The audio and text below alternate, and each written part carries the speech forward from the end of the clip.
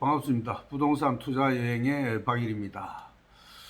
요즘 날씨가 매우 덥습니다. 더불어서 코로나19의 변이로 인해서 확진자가 많이 늘어나고 있는 상황입니다.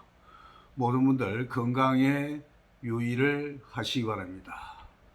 자, 오늘은 어디에다가 투자를 해야 될까? 투자 가치가 있는 지역에다가 투자를 해야 되겠죠. 자, 그러면은 투자 가치가 있는 지역이 어딜까요? 한마디로 수요를 파악하면은 투자 가치가 있는 지역을 쉽게 찾을 수 있다. 이렇게 보여집니다. 좀 더 쉽게 이야기하자면은 인구죠. 인구가 변화되는 과정이죠. 인구는 일자리를 따라서 지금 현재 움직이고 있다라는 겁니다. 참고적으로 2019년도 한 해 동안에 부산에서 전출한 세대수는 19,755세대였습니다. 이를 3인 가족으로 계산하면은 약 6만 명이 부산을 떠났다는 것이죠. 인구가 그만큼 줄었다는 의미가 되겠습니다. 대다수가 서울, 경기, 인천 지역으로 갔습니다. 왜 갔을까요? 일자리를 찾아서 떠난 것입니다. 대한민국 전체 인구는 몇 년 동안 잘 아시겠지만 어느 정도 증가할 텐데, 인구 증가는 곧 수요 증가를 의미한다는 점을 이해하셔야 될 겁니다. 하지만 우리나라의 모든 지역 인구가 증가하는 것은 아니죠. 인구가 늘어나는 곳은 일부 지역이고, 이런 곳은 한마디로 일자리가 많은 지역입니다. 따라서 이런 일자리가 많은 지역이니까 새로운 입지가 생기는 것이죠. 현재 농축수산업 기반 1차 산업은 잘 아시겠지만은 급격히 줄어들고 있습니다. 그러나 이 점도 역시 경상도와 전라도의 생활 기반은 제조 관련 2차 산업이죠. 그러나 이런 곳에서도 제조업 인구는 크게 줄어들고 있습니다. 자동화의 변화 바람에 중국이나 베트남과의 경쟁으로 인해서 경기가 나빠지고 있기 때문입니다. 대신에 3차 산업, 4차 산업이 집중되어 있는 지역의 인구는 계속 증가하고 있습니다. 바로 서울과 경기, 인천 지역이 되겠죠. 광주도 사정은 부산과 비슷합니다. 결론적으로 전국의 인구는 증가하고 있습니다. 그러나 그 중에서도 인구 증가 지역과 감소 지역을 구분을 할 줄 알아야 되겠습니다. 자, 우리는 어디에 관심을 기울여서 투자를 해야 할까요? 인천, 세종, 경기, 충북, 충남, 제주도를 제외하면 모든 인구가 감소하고 있는 추세에 있습니다. 서울의 인구도 1,000만 명의 벽이 이미 깨어졌죠. 참고적으로 2010년도 서울 인구가 1,030만 명이 조금 넘었죠. 역시 2010년도에 부산은 356만 명이 조금 넘었죠.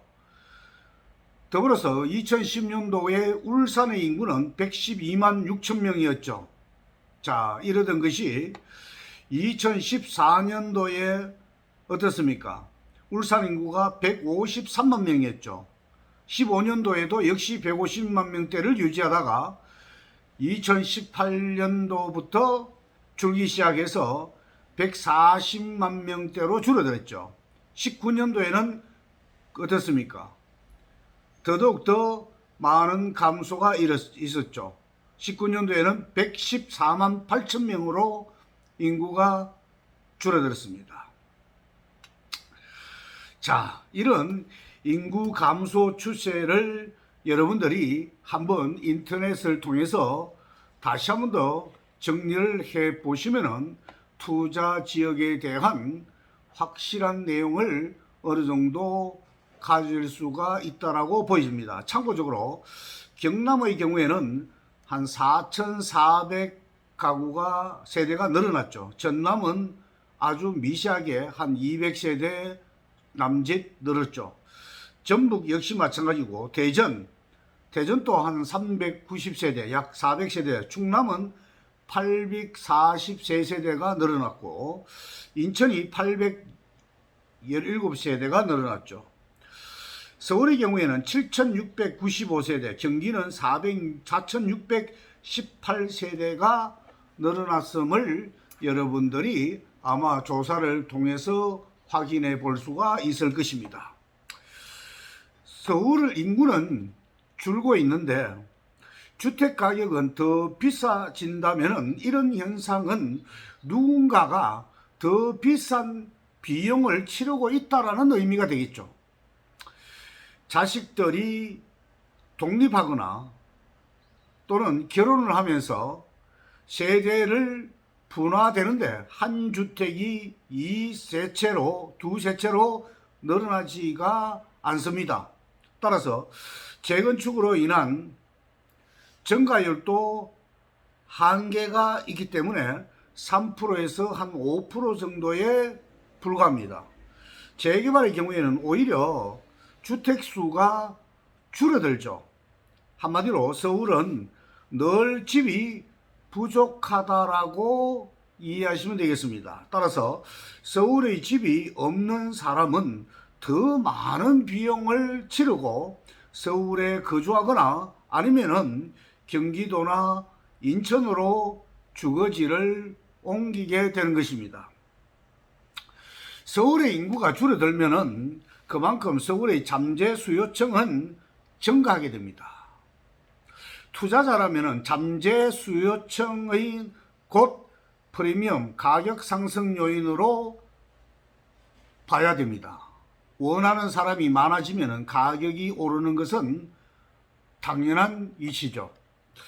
서울과 경기, 인천의 출퇴근 관계에서 유추할 수 있는 지점이 있습니다. 바로 교통망의 중요성이 되겠습니다.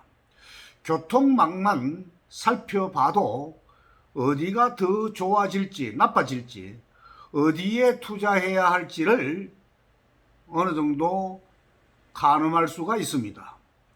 부산, 대전, 대구, 광주와 서울의 차이도 바로 여기에서 비롯된다고 봐야 됩니다. 서울의 인구가 줄수록 대기 수요는 증가합니다. 왜 그럴까요? 경기도와 인천에서 서울로 출퇴근하는 사람이 많아진다는 의미가 되기 때문에 그렇습니다. 그러나 경상남도 각지와 김해, 양산, 창원에서 부산으로 출퇴근하는 사람은 많을까요? 적을까요? 그리 많지 않습니다. 모두 다른 생활권이다라는 것을 여러분들도 익히 잘 알고 있을 것이라고 생각을 합니다. 자, 오히려 각각의 지역 일자리가 더 많은 경우도 있습니다. 다른 광역시도 마찬가지라고 저는 생각을 합니다. 이런 지역에서 역세권 프리미엄은 큰 의미가 없겠죠. 왜냐하면 출퇴근 수단이 전철이기 때문이죠. 그러므로 지방 아파트의 입지를 살필 때는 가장 중요한 부분은 교통보다도 뭐가 될까요? 일자리가 된다는 점 기억을 해주시고, 그 다음이 바로 뭘까? 교육입니다. 꼭 기억하시기 바랍니다. 부동산 투자를 결정할 때에는 시장, 수요, 가격, 상품, 입지, 또 정책을 모두 다 살펴봐야 합니다.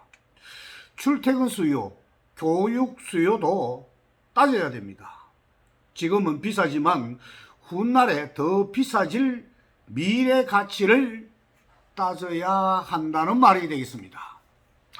그러나 저렴하다고 무조건 구입해야 하는 것은 절대 아니겠죠. 오르는 아파트는 정해져 있다고 봐야 합니다. 새 아파트 또는 새 아파트가 될 물건들, 상품 경쟁력을 갖춘 물건들이 되겠습니다. 2010년 전후 신축 아파트 단지의 주변 환경을 한층 발전했죠. 지하 주차장이 생겼죠. 커뮤니티 시설이라든가 안전과 보안, 여러 공공활동을 다양한 서비스가 비로소 마련된 것이었습니다. 바로 이런 부분에서 상품 경쟁력의 차이가 발생한다는 점을 알아두셔야 됩니다. 흔히 미국이나 유럽, 일본과 우리나라 주택 문화를 비교를 하는 분들이 많습니다. 다른 나라에 비해 우리나라는 땅과 입지가 좁기 때문에 단독주택 문화가 널리 퍼질 수가 없습니다. 제한된 땅에 집을 지으면은 그 땅을 이용해서 먹고 살 수 있기 때문입니다. 그래서 생겨난 것이 바로 공동주택 문화가 우리나라에 자리 잡게 된 원동력이 된 것이다 라고 이해를 하시기 바랍니다. 제한된 토지를 이용하는 또 다른 방법으로 나쁜 입지를 좋은 입지로 만드는 방법이 있습니다. 입지 개선 활동은 우리에게 새로운 기회를 제공해 주죠. 그리고 정부 정책과 밀접한 관련을 맺고 있습니다. 그래서 정책에 관한 관심을 기울이고 주시를 하되 정부는 집을 거저 주지는 않는다라는 생각을 항상 가지고 있어야 되겠죠. 과거 잘 아시겠지만은 이명박 정부 때 보금자리 주택은 몇만 세대가 공급되는데 그쳤습니다. 한마디로 주거 문제를 해결하기에는 택도 없었죠. 박근혜 정부 역시 마찬가지로 유스테이라든가 공공자원, 민간 임대주택 사업도 마찬가지로 주택 문제를 해결하는 데는 역시 택도 없었습니다. 요즘처럼 문재인 정부에도 마찬가지죠. 확실한 것은 우리나라의 특성상 부동산과 아파트의 가치는 높아질 수밖에 없다는 것입니다. 시장에는 크게 세 부류의 수요자가 있죠. 한마디로 무주택자가 한 10% 정도를 차지하죠. 그 다음 1주택자 60%, 다주택자 10%, 크게 세 부류로 분류할 수가 있습니다. 주택거래 비율 또한 이 비율로 따라가게 됩니다. 그런데 투자가 목적인 사람은 자꾸만 단기 다주택자를 따라가죠.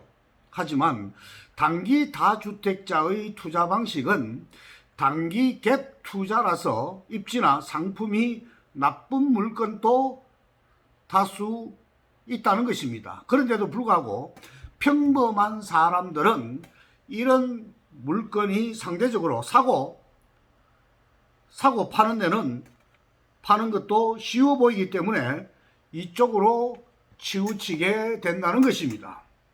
이들은 일종의 고수들입니다. 이들과 차별화를 하면 되겠습니다.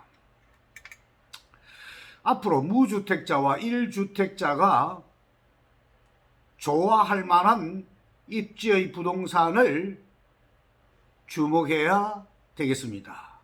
10%대를 대상으로 하는 것보다 90%를 대상으로 해야 투자 성공 가능성이 더 높기 때문입니다. 하지만 무주택자와 1주택자 사이에도 차이는 존재합니다. 한마디로 말해서 주택 가치에 대한 이해도라고 할 수가 있는데 무주택자는 부동산 관련 의사결정에 매우 보수적이죠. 쉽게 말해서 당장 내일 중개사무소를 찾아가서 아무 집이나 당장 구입하라고 아무리 이야기를 해도 쉽게 듣지 않습니다. 왜 그럴까요? 내가 보는 집이 산지 비싼지 판단하기는커녕이고 시세가 무엇인지 개념조차 서지 않기 때문에 구입을 망설일 수밖에 없다는 것입니다. 그러나 그나마 1주택자는 최소한 자기 집을 시세는 알고 있습니다. 기본적으로 자기 아파트에 살게 되면 누구보다 그 단지의 시세는 물론이고 장단점은 정확하게 어느 정도 알 수밖에 없죠. 과연 어떤 입지를 봐야 될까요? 한마디로 출퇴근이 가능한 지역이어야 합니다. 뭐 역세권이면은 더더욱 더 좋겠죠. 자녀를 키우고 있으면 학교와 학원과도 고려해야 됩니다. 성공적인 투자를 위해서는 입지를 봐야 하지만 실상 투자자의 성향에 따라서 그 방수익은 전혀 달라진다라는 의미로 받아들여 주시기 바랍니다. 예를 들어서 초보 투자자는 괜히 막 지릅니다. 그리고 주변의 술렁임에 많은 영향을 받죠. 입지가 좋은지 나쁜지 판단하기 전에 산지 비싼지 시세부터 파악해야 합니다. 아파트 입지가 어떤지 장단점은 어떤지 알아보지도 않고 우리가 가장 지향해야 할 투자가 바로 이런 형태가 되겠습니다. 2019년도 발표된 KB국민은행 부자 리포트를 보면은요, 부동산 자산을 제외하고 10억 원 이상의 금융자산을 가진 부자라고 지칭할 수 있는 사람이 전국에 32만 3천 명으로 집계가 되었습니다. 이때 10억 원이라는 기준은 서울 집값보다 낮기 때문에 많은 것처럼 보이지 않는 효과가 있죠. 그러나 부동산 자산 비중을 살펴보면은 큰 금액이라는 것을 분명히 알 수가 있습니다. 중산층의 경우에 부동산 자산은 총 재산의 90%의 비중을 차지하고 있습니다. 하지만 부자들은 60, 70%에 불과합니다. 부자들 중에서 가장 많은 구성을 차지하고 있는 재산의 규모가 30에서 70억 원대라고 합니다. 그런데 여기에 부동산 자산까지 포함하면 어떻게 될까요? 수백억 원대 부자의 수가 생각보다 훨씬 많다는 의미가 되는 것입니다. 자, 그런데 이 부자들의 대다수는 특별하지 않습니다. 3, 4층짜리 상가 건물이라든가 또는 다세대 주택이라든가 또는 꼬마 빌딩의 시세가 50억 원 전후입니다. 예전에는 10억 원도 하지 않았던 물건이지만은 잘 아시겠지만 부동산 가격이 많이 오름으로 인해서 시세가 많이 올랐는 겁니다. 이런 건물 두 채, 세 채만 소유하고 있어도 100억, 200원대의 자산가인 것이 되는 것이죠. 중요한 점은 이들은 한 푼의 대출도 없이 평당 1억 원짜리 집을 구입할 수 있다는 것입니다. 그리고 이들은 단독주택보다는 아파트를, 그것도 고급 아파트를 선호한다는 사실을 여러분들은 아셔야 합니다. 그런데 이런 아파트의 물량은 사실상 많지 않죠. 수요는 많은데 물량이 부족하면 가격은 내려갈 수가 없겠죠. 부자들은 굳이 산 물건을 찾지 않습니다. 결국 현재의 부동산 투자는 과거와는 많이 달라졌다라는 의미로 받아들이면 되겠습니다. 예전처럼 산 물건을 찾는 활동은 큰 의미가 이제 없다는 것입니다. 그런데도 불구하고 지금 제 주변에도 산 물건을 찾는 사람들이 아직까지도 90% 이상이 되는 것 같습니다. 어쨌든 그보다는 비싸더라도 수요가 많고 미래 가치가 높은 물건을 찾아야 한다는 것입니다. 물론 저렴하면 더욱 좋겠죠. 하지만 중요한 것은 가격보다는 가치가 되겠습니다. 그리고 이를 판단할 수 있는 눈높이를 키워야 되겠죠. 그러므로 부동산 투자는 언제나 입지와 상품을 이해하고 분석하는 데서 시작해야 합니다. 그리고 이 분석을 바탕으로 가치를 추정해야 하겠습니다. 이 과정을 알고 나서야 비로소 부동산 구입으로 이어질 수 있어야 한다는 것입니다. 자, 오늘 강의 시간이 좀 길어졌습니다. 휴가철을 맞이해서 부동산을 고민하시는 분들도 있지 않을까라는 생각에서 휴가를 가더라도 한 번쯤 유튜브를 통해서 여러분들이 한번 자각하는 마음에서 좀 긴 시간을 할애한 점 널리 이해하시기 바랍니다. 모두들 건강 유의하시고 좋아요와 구독 부탁드리겠습니다. 수고 많았습니다.